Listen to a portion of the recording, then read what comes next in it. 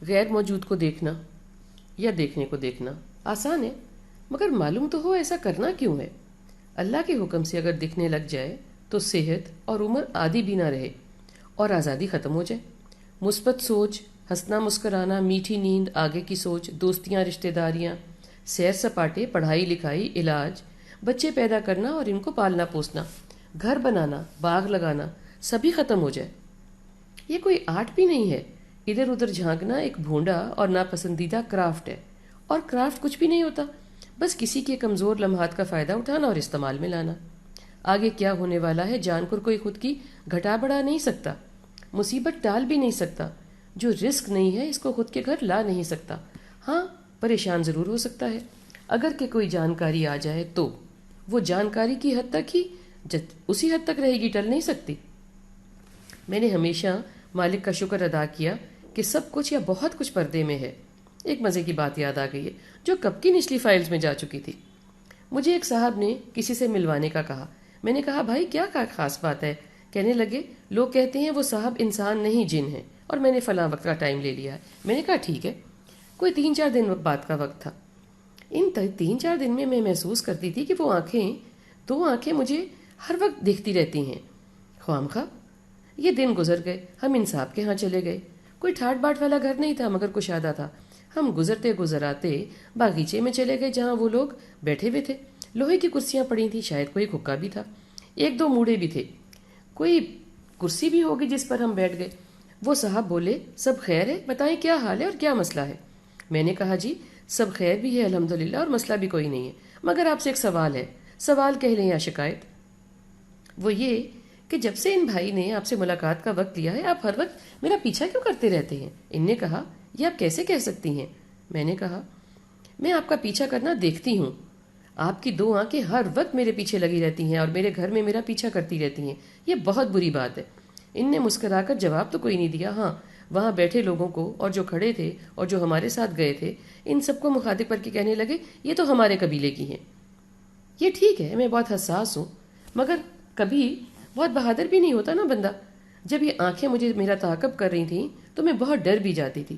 خیر، میں نے یہ نہیں بتانا چاہا کہ میری کسی جن سے ملاقات ہوئی تھی، اللہ سنا ہم سب کا محافظ ہو ہمیشہ، آمین۔ بتانا میں چاہ رہی ہوں کہ دیکھنے کو دیکھا جا سکتا ہے، آپ کے دیکھنے کمزور ہیں تو کان تیز ہوں گے، اگر آپ کی محسوس کرنے کی حس مضبوط ہے تو آپ محسوس کر لیں گے۔ میں اکثر استاد صاحب سے کہہ دیتی ہوں مجھے معلوم تھا آپ نہیں آئیں گے، سو میں نے پہلے ہی کل کوئی اور میٹنگ رکھ لی تھی۔ ویسے آپ کا سوچنا یا یاد کرنا یا آپ کے بارے میں کچھ بھی کرنا آپ تک پہنچ ہی جائے گا، پہنچ جاتا ہے اکثر اللہ کے حکم سے، اور نہیں بھی پہنچتا۔ کوئی اللہ کا حکم یا وعدہ نہیں ہے، کوئی یہ آپ کا بندھا رزق بھی نہیں ہے۔ حصیات اللہ تعالیٰ نے دی ہیں، کسی کو کم کسی کو زیادہ، اور کسی کو حد سے زیادہ اور کسی کو حد سے کم، اس میں ہمارا کوئی کمال نہیں ہے۔ اللہ چاہے جو چاہے، اس کی کائنات بہت وسیع ہے اور وہ عالمین کا رب ہے، کب کسی کے لیے کوئی پردہ اٹھا دے اس کی مرضی۔ غیب کا علم اللہ کے خود کے پاس ہے، اس نے یہ خود کے پاس رکھا ہوا ہے، پیغمبروں کو بھی نہیں دیا، تو ہم کس قابل ہیں؟ ہاں کبھی کبھی وہ ہمارا امتحان لیتا ہے، کبھی ہم پر چند، بلکہ چند بھی نہیں کہہ سکتے، کبھی کبھی کوئی ایک آدھی چیز ہم سے جو چھپی ہوتی ہے ہمارے سامنے واضح کر دیتا ہے، اور ہم سمجھتے ہیں کہ ہم نعوذ باللہ رب سونے کے رازوں میں شریک ہو گئے۔ شاطر لوگ بہانے سے ہماری معلومات چرا کر ہمیں دھوکہ دیتے ہیں کہ ان کو الہام ہوا ہے۔ یہ سب آزمائش ہے، بگاڑنے والا ایک ہی ہے، وہی ہے جو نظام ہستی چلا رہا ہے، بنانے والا بھی وہی ہے، اور کوئی ہو ہی نہیں سکتا، نہ کبھی کوئی تھا۔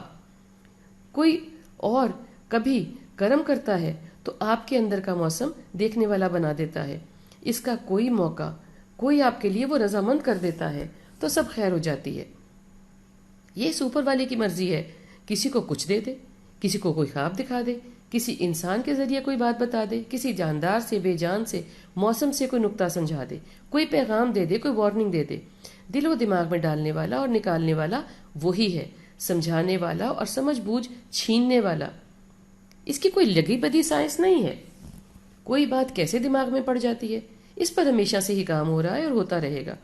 خدا کی خدائی میں جھانکنے کی کوشش کا کام ہمیشہ سے ہی ہوتا آ رہا ہے، میرا بھی دل کرتا ہے اور ہر کا کرتا ہے کہ جواب معلوم پڑ جائے، انتظار نہ ہی کرنا پڑے، اور اگر نتیجہ مثبت نہیں ہونا تو میں وہ کام نہ ہی کروں، مگر ایسا کبھی نہیں ہونے والا۔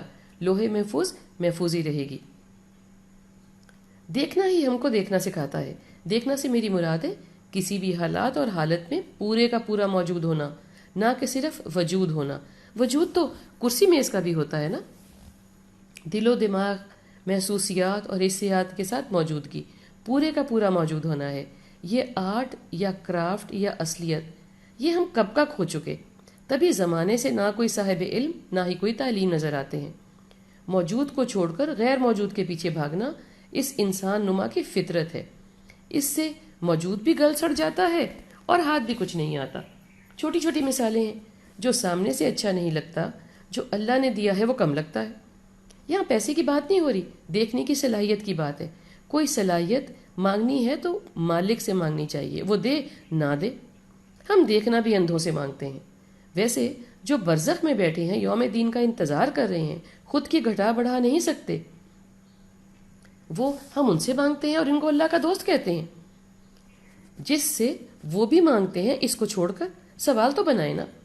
دیکھنا مانگنا ہے تو سہارنا پہلے مانگے، ورنہ نہ کوئی حص اللہ تعالیٰ نے فاسٹ فارورڈ کر دی تو گلے پڑ جائے گی۔ ایک مرتبہ مجھے خیال ہوا کہ اللہ سے مانگنا چاہیے کہ وہ نیند کم کر دے۔ شکر ہے ساتھ ہی خیال آ گیا کہ پہلے سوچوں تو نیند کم کر کے کرنا کیا ہے۔ تو میں نے پہلے خود کے لیے فہرست تیار کی۔ سوچو، اگر سارا دن فون پر بات کرنی ہے یا ڈرامے دیکھنے ہیں یا رات بھر رلنا ہے تو سونا ہی بہتر ہے نا اور مفید۔ تو میں نے اللہ سونے سے کہا کہ تو مجھے اب عبادت کی توفیق دے، پھر میری نیند کم کر، اور میرا دل بھی لگا اس میں۔ کتنا آسان ہے اس سے بات کرنا، اور بل بھی نہیں آتا نا موبائل فون کی طرح۔ ایسے ہی اس سے ہر بات کے بارے میں بات ہو سکتی ہے جو وہی، تو کس کے پاس جائیں اور کیوں جائیں؟ میرے پاس دکھنے اور دیکھنے کی سینکڑوں مثالیں ہیں، میری بھی اور میری امی کی بھی، مگر کوئی فائدہ نہیں۔ بس کہ سب ایسے ہی ہے، دکھ بھری داستان۔ مثالوں سے تو کوئی خود ہی بے مثال نہیں ہو جاتا نا، گڑ ڈالنا پڑتا ہے، اوپر والا میٹھا کرے نہ کرے۔